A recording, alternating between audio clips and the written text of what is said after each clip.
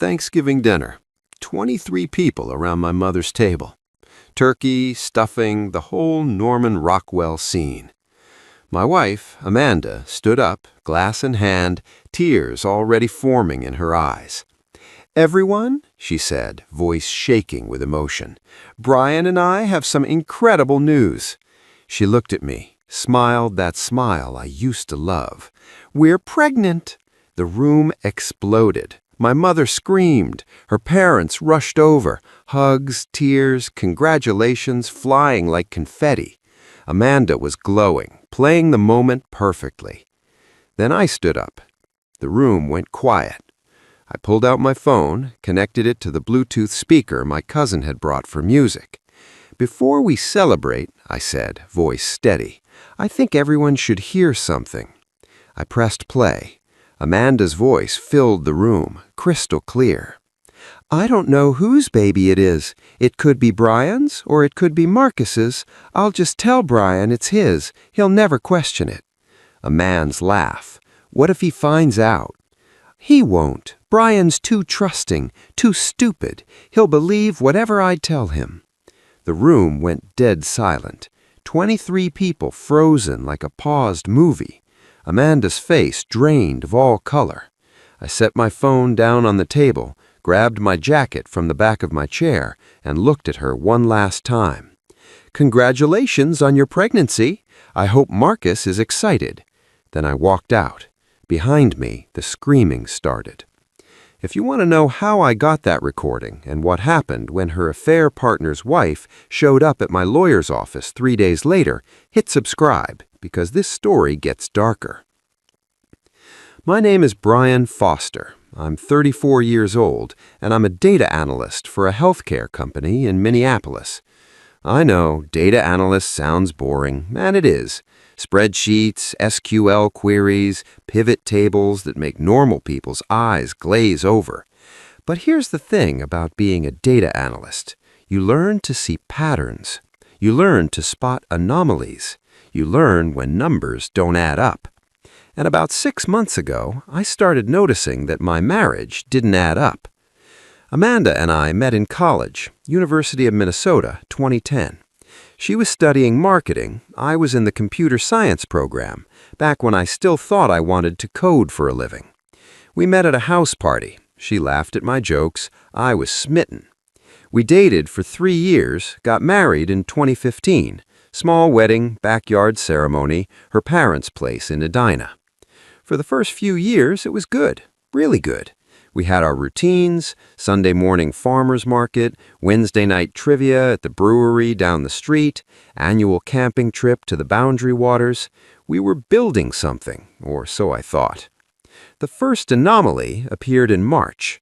Amanda started working late a lot. "Big campaign launch," she'd say. "My boss is riding everyone hard." Her boss was Marcus Webb, VP of Marketing at the same healthcare company where I worked. Different department, different floor, but same building. I'd met him a few times at company events. Mid-40s, expensive suits, the kind of guy who calls everyone chief and buddy. I didn't like him, but I didn't think much of it. Amanda was ambitious. Late nights came with the territory. Then came the second anomaly. In April, Amanda started going to the gym. This wasn't unusual by itself. She'd always been health conscious. But the pattern was wrong. She'd go at 6 a.m. before work, then again at 8 p.m. after work. 2 workouts a day. Every day. "I'm training for a half marathon," she said. "Since when?" "Since I decided I needed a goal. Is that okay with you?" The defensiveness was new, sharp, like I'd accused her of something. I backed off, but I noticed she never actually registered for a race.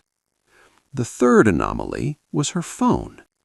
Amanda had always been casual about her phone, left it on the counter, face up, didn't care if I saw her notifications. Then suddenly, it was always face down, always in her purse, always on silent. She started taking calls in the other room. "It's work," she'd say. "Boring stuff." One night, I walked into the bedroom while she was texting. She jumped, literally jumped, and locked her screen so fast she almost dropped the phone. "Jesus, Brian, you scared me." "Sorry, just coming to bed." She smiled, kissed me. "I'm just finishing up some emails." But I'd seen the screen for a split second before she locked it. It wasn't an email. It was a text thread with a heart emoji next to the name. I'm not a confrontational person. I'm a data analyst. I like evidence. So I started collecting it. I didn't hack her phone or install spyware. I'm not that guy. I just paid attention. I noticed that her late nights at work coincided with Marcus's late nights. I could see his car in the parking garage when I left at 6 p.m. I noticed that her gym sessions always happened at a gym across town, not the one 3 blocks from our apartment. I noticed that she started dressing differently, nicer, more effort. And I noticed that she stopped looking at me the way she used to. In July, I did something I'm not proud of. I checked our cell phone bill. Amanda and I were on the same family plan. I had access to the account. I pulled up her call and text logs. There was one number that appeared over and over, hundreds of times. Calls, texts, all hours of the day and night. I ran the number through a reverse lookup. Marcus Webb. I sat at my desk staring at the screen, feeling something cold settle in my chest. This wasn't paranoia. This wasn't insecurity. This was a pattern, and the pattern was clear. I didn't confront her. Not yet. Because here's what I learned from data analysis. You don't make decisions based on incomplete information. I needed more. So I hired a private investigator. His name was Ron, former cop, now runs his own firm. Came highly recommended on Reddit, which is how you know you're living in 2024. "What do you need?" Ron asked. "I need to know if my wife is having an affair." He didn't judge, didn't offer sympathy, just nodded. "I'll need 2 weeks, maybe 3. Take your time. I want to be sure." Ron called me 3 weeks later. "We need to meet." We met at a coffee shop in St. Paul. He slid a folder across the table. "I'm sorry, man." I opened it. Photos. Time-stamped, dated, clear as day. Amanda and Marcus entering a hotel. Different hotels, different days, but always the same pattern.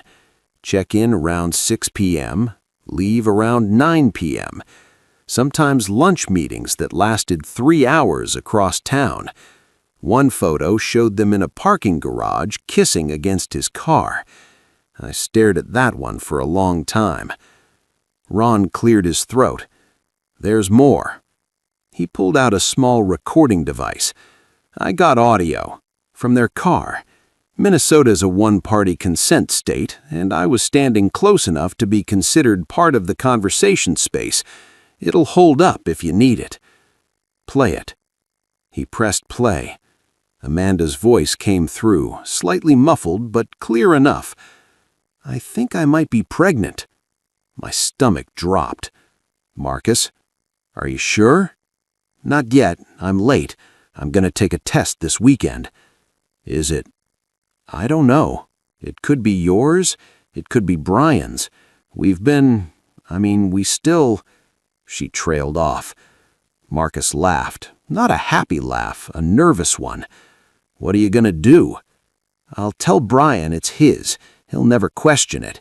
He's too trusting." "What if he finds out?" "He won't. Brian's too stupid to figure it out. He's a data nerd. He lives in spreadsheets. He doesn't notice anything." "Marcus? And if it's mine? Then we'll deal with it later. But for now, it's Brian's baby. It has to be." The recording stopped. I sat there, hands shaking, staring at the device like it was a bomb. Ron's voice was gentle. "I'm sorry, man. I really am." "How long?"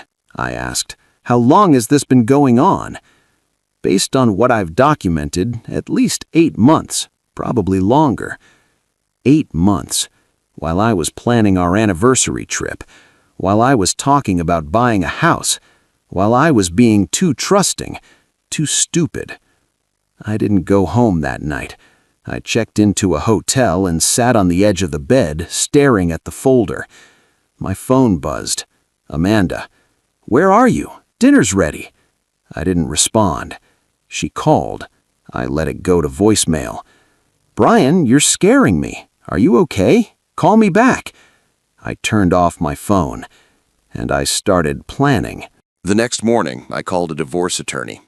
Her name was Karen Mitchell, 50s, sharp, no nonsense. I laid out everything, the photos, the recordings, the timeline. She listened without interrupting. When I finished, she leaned back. "This is pretty clear-cut. Adultery, potential paternity fraud.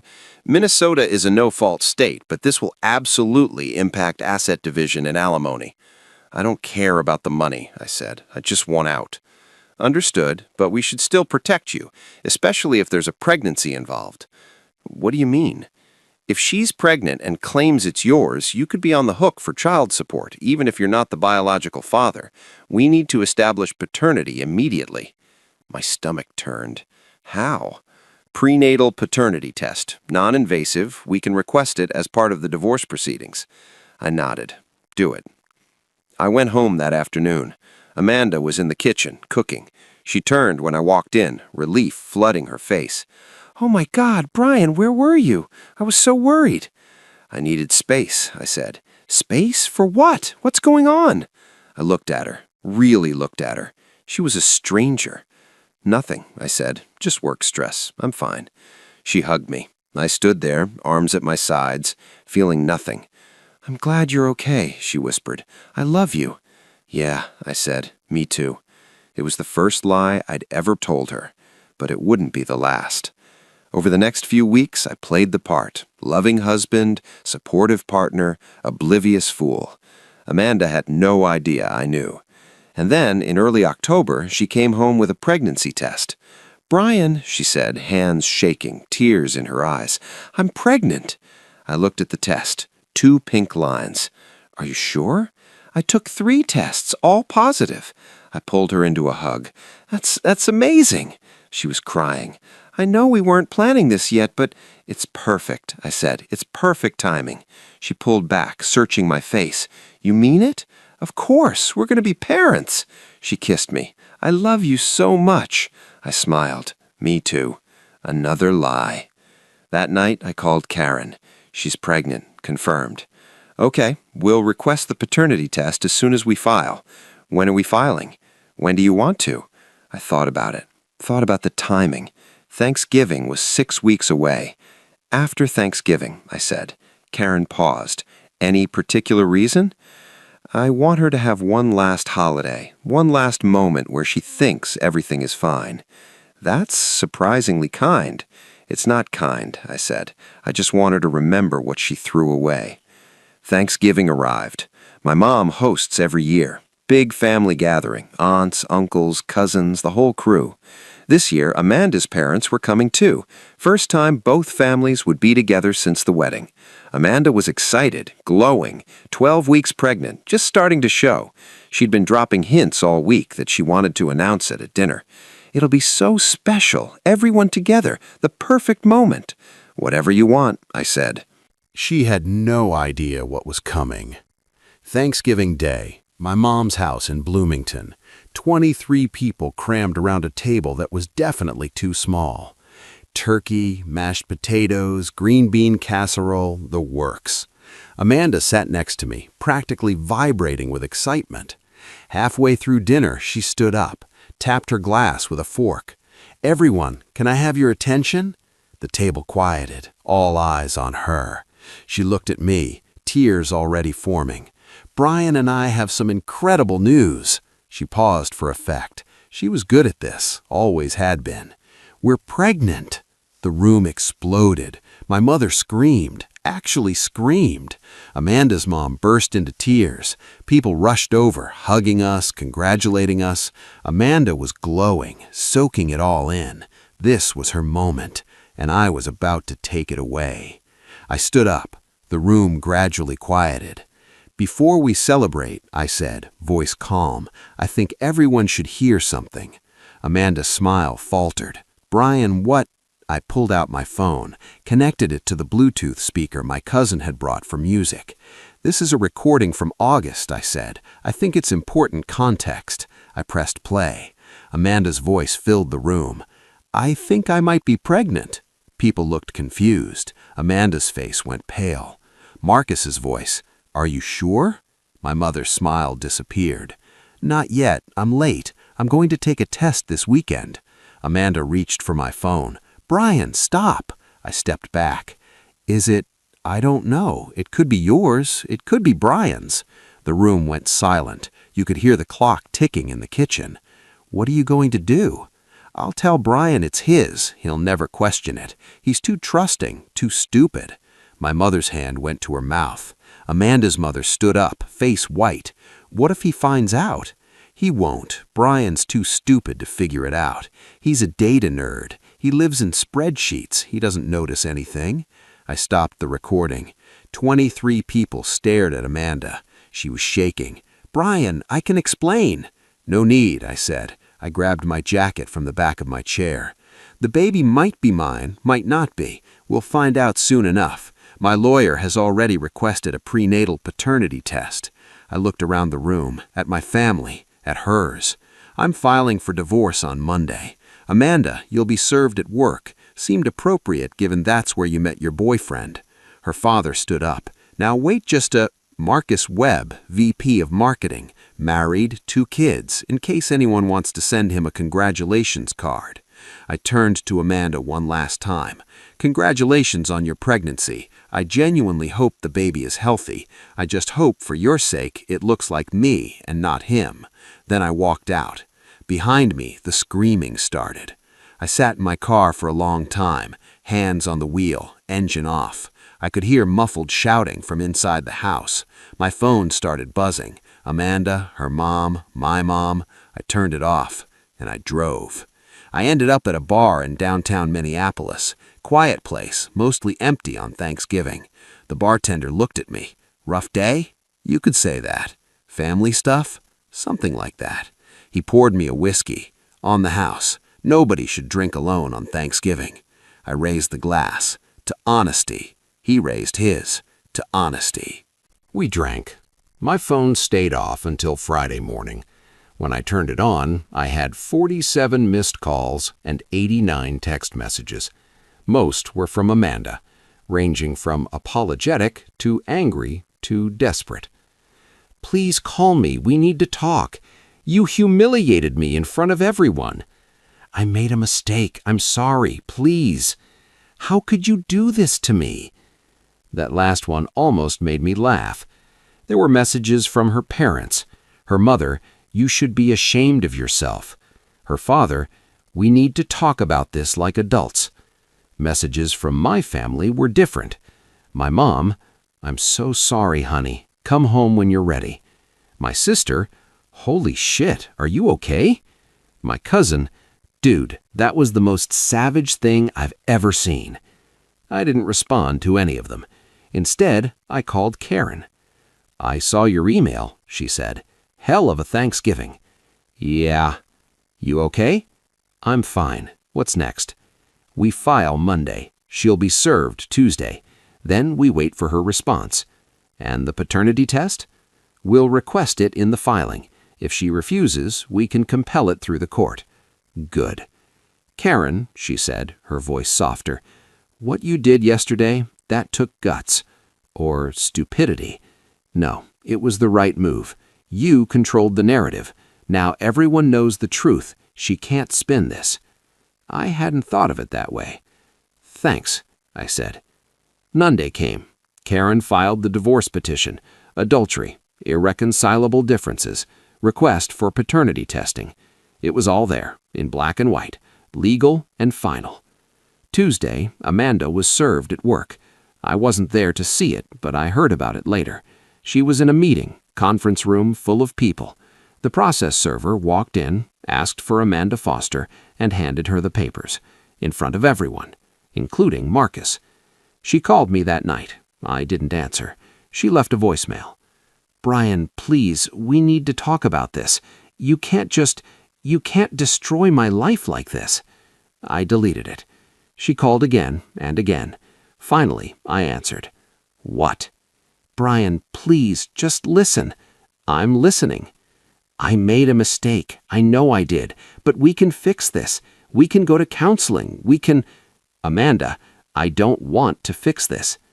"But the baby—" "We'll know soon enough if it's mine. If it is, I'll support the child. But you and me, we're done." "You can't mean that." "I played you a recording of yourself saying I'm too stupid to figure out you were cheating. I'm not that stupid anymore." Silence. "I didn't mean it," she whispered. I was scared. I didn't know what to do." "You could have told me the truth." "I know. I should have. I'm sorry." "Sorry doesn't fix this." "What do you want from me?" "Nothing," I said. "I don't want anything from you. I just want you out of my life." I hung up. 3 days later, I got a call from an unknown number. "Is this Brian Foster?" "Yes." "This is Jennifer Webb, Marcus's wife." My stomach dropped. "Oh. I heard about what happened at your Thanksgiving dinner. I'm sorry you had to find out that way." "Don't be." Her voice was hard. "I've known for months. I was gathering evidence for my own divorce." "Oh. I'm calling because my lawyer wants to coordinate with yours. Apparently, we have a lot of overlapping evidence." I almost laughed. "Yeah, I guess we do. I'm filing next week. I wanted to give you a heads up. When Marcus gets served, things are going to get messy." "Messier than they already are?" "Much." Jennifer wasn't kidding. When Marcus got served, it all came out. The affair, the pregnancy, the recordings. HR got involved. The company has a strict policy against relationships between supervisors and subordinates. Marcus was fired. Amanda was transferred to a different department, demoted. The whole office knew. The whole company knew. And then the paternity results came back. I was at my apartment when Karen called. We got the results. My heart was pounding. "And?" "You're not the father." I sat down, hard. "You're sure?" 99.9% excluded. It's Marcus's baby." I should have felt relieved, vindicated. Instead, I just felt empty. "Brian, you there?" "Yeah, I'm here." "This is good news. It means you're not on the hook for child support. You can walk away clean." "Yeah," I said. "Clean."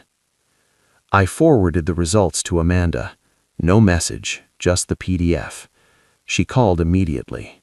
I didn't answer. She texted, "We need to talk." I replied, "No, we don't. You and Marcus need to talk. Congratulations on your baby." She didn't respond. The divorce was finalized in February. No fault, despite the adultery. Minnesota doesn't care. We split our assets 50-50. I kept my retirement accounts. She kept hers. We sold the apartment, split the proceeds. I moved into a smaller place in northeast Minneapolis. 1 bedroom, brick building, quiet. It was enough. I heard through mutual friends that Amanda and Marcus tried to make it work. They lasted 3 months. Turns out relationships built on affairs don't have great foundations. She's a single mom now. He pays child support, but barely sees the kid. I don't feel bad for either of them. My life is different now. Smaller, quieter. I work, I go to the gym, I see my family. I started dating again. Nothing serious yet, just coffee dates, walks around the lakes. I'm not in a hurry. I learned something from all of this. Trust is easy to give and impossible to rebuild. I trusted Amanda completely, and she used that trust like a weapon. I won't make that mistake again. Last month, I ran into her at Target. She was in the baby aisle, pushing a cart with a car seat. The baby was maybe 4 months old. She saw me, froze. "Brian." "Amanda." Awkward silence. "How are you?" she asked. "Good. You?" "Tired." She forced a laugh. "Babies are hard." "I bet." More silence. "I'm sorry," she said quietly, "for everything." I looked at her, really looked at her. She looked exhausted, hair in a messy bun, no makeup, sweatpants and a stained t-shirt. Not the woman I married, not the woman who glowed at Thanksgiving dinner. Just tired. "I hope you're happy," I said, and I meant it. She nodded. "I hope you are too." I walked away, and I realized for the first time I actually was. People ask me if I regret how I handled it, playing the recording at Thanksgiving, humiliating her in front of everyone. The answer is no. Because here's the thing, she was going to announce that pregnancy. She was going to make me celebrate a baby that might not be mine. She was going to trap me in a lie for the rest of my life.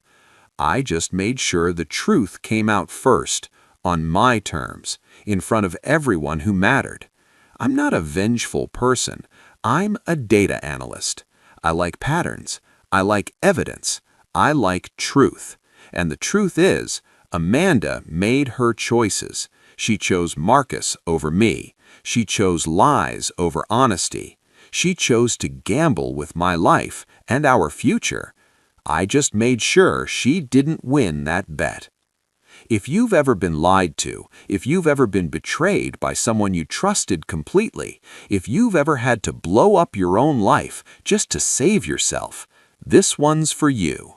You're not crazy for wanting the truth.